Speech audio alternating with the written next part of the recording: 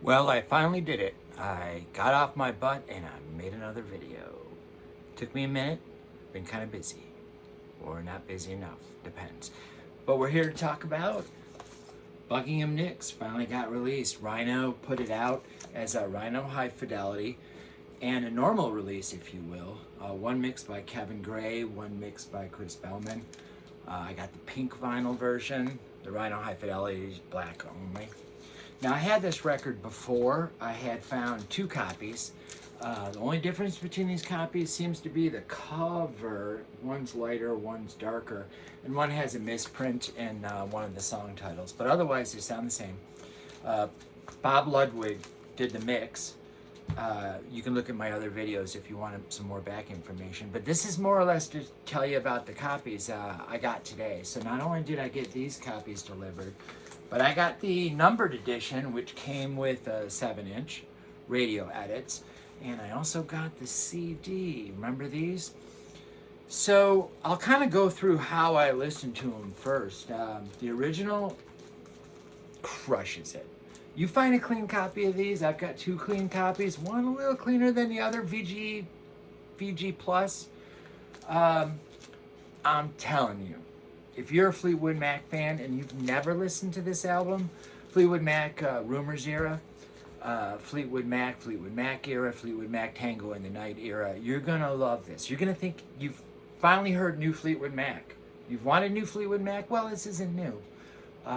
But boy, does it blow you away if you're a fan. So the originals I loved the originals. Great sound, lush mastering, perfect mids, not too high highs, fair amount of bass.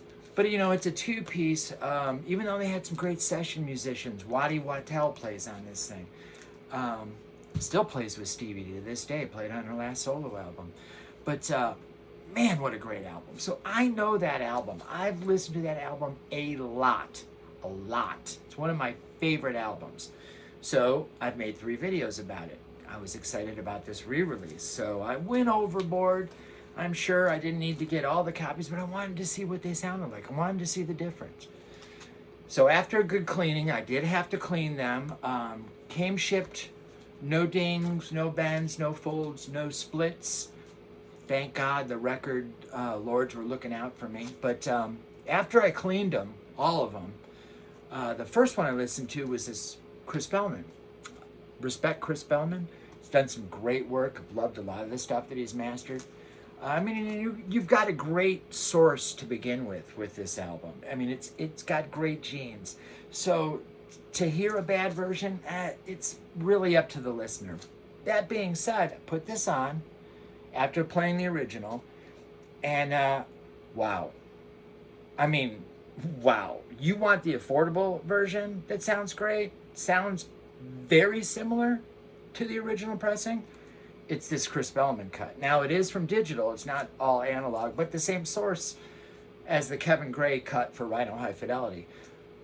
This thing sings. I listened to the first 3 tracks on everything, back to back to back, and then again.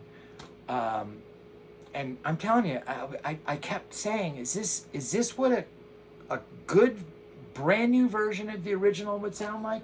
So if you had walked into a shop in 2025 and the original was what was on the shelf and that's what you bought, that's what this sounds like to me.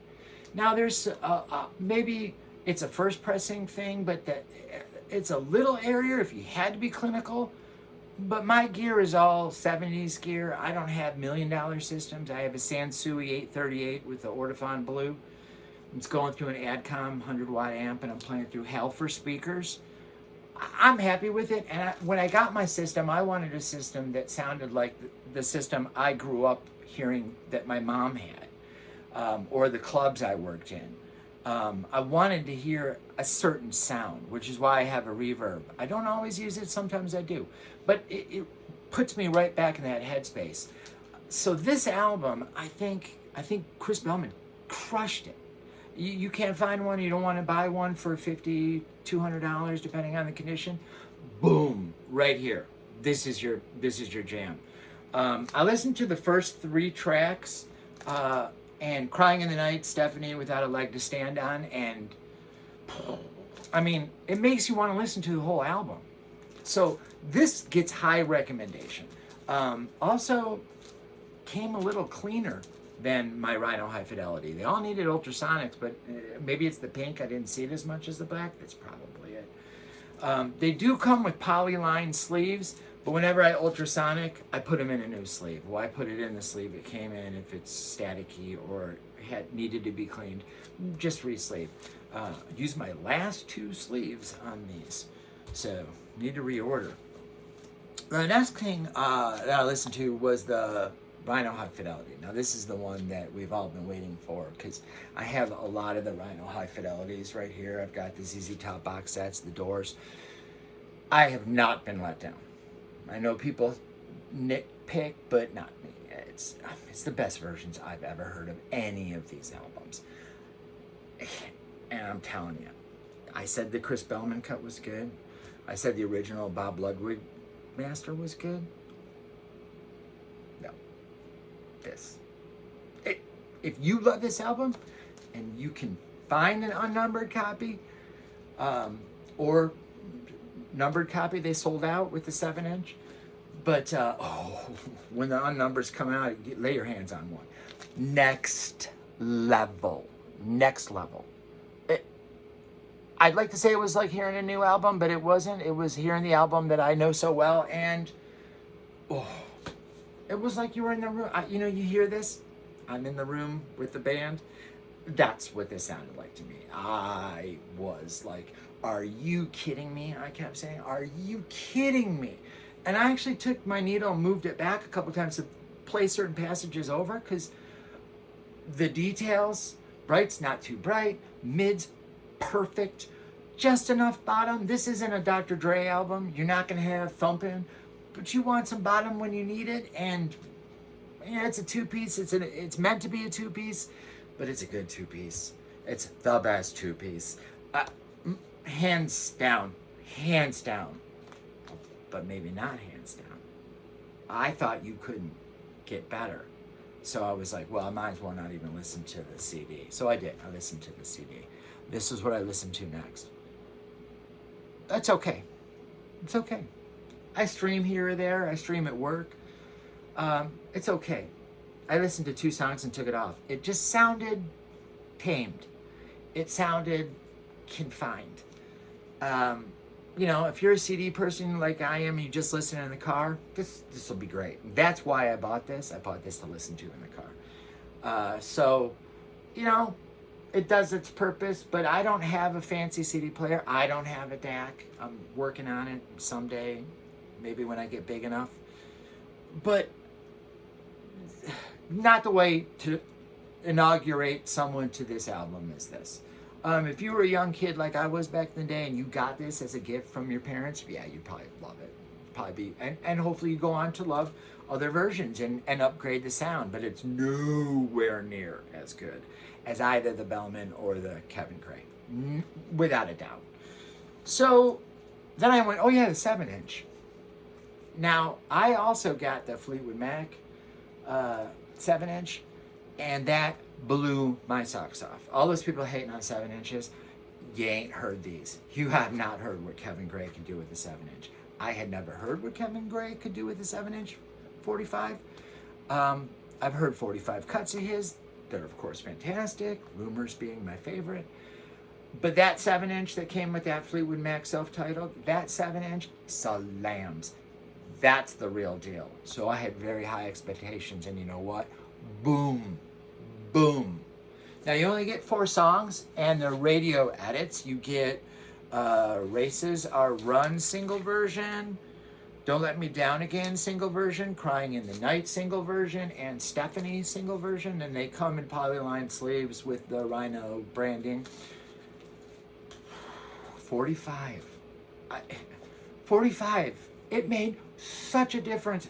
I'd buy this album again if they did that 33 cut as a 45. I would. I'd flip it. I have some of the Asias, the Steely Dans. I'll flip it. If it sounds that good, I'll flip it. Continuity, I got 3 other copies if I want continuity. I'm telling you, this 7-inch, people of the internet, whoa, whoa. And like I said, modest system, good system, clean system, modest system. Boom. This thing must just rock and roll on a good system that costs somebody tons of money.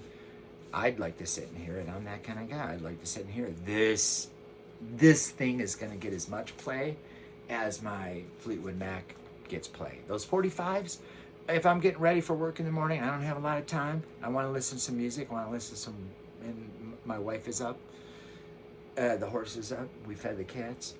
I put these things on. This is going to be played tomorrow, and she's coming to work with me. So, this is phenomenal. Phenomenal. So, I mean, in order of the best, what do I do? I've never owned Fleetwood Mac. You don't want to spend, $40 to $60. You don't want to spend $200 for the numbered version with the 7-inch. This will be fine. Now, this comes in a blue version, this pink version, I want to say a violet version, and also a straight black version. Who knows? There may be others, but this is fine. It did have a little more of the surface floor noise, even after an ultrasonic clean it. I'm going to give it another ultrasonic clean and see if that cleans it up. Whereas the Rhino High Fidelity, no surface noise. Dead silent. Dead silent. Now I clean my needle off before I play. I do my anti-static with the Zero Stat gun. I don't have a Humming Guru anti-stat.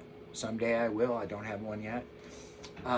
But I do my rigmarole because I'm in Texas and it gets dry and it gets staticky, which is why I clean mine and rebag my stuff, because the static, you don't want any of that noise in your needle. This thing was dead silent.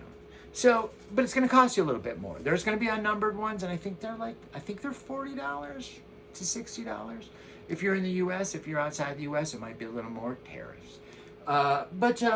Dude, one of these two. You want the audio file? Go for this one. You don't care about the audio file? Go. They both rock.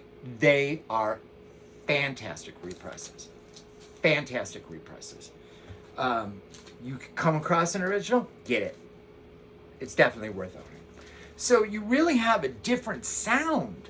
I'm anxious to see what some other reviewers will say, because they do have slightly different sounds. But the sound that sounded the best to me after knowing the original, that Rhino High Fidelity, especially these 7 inches.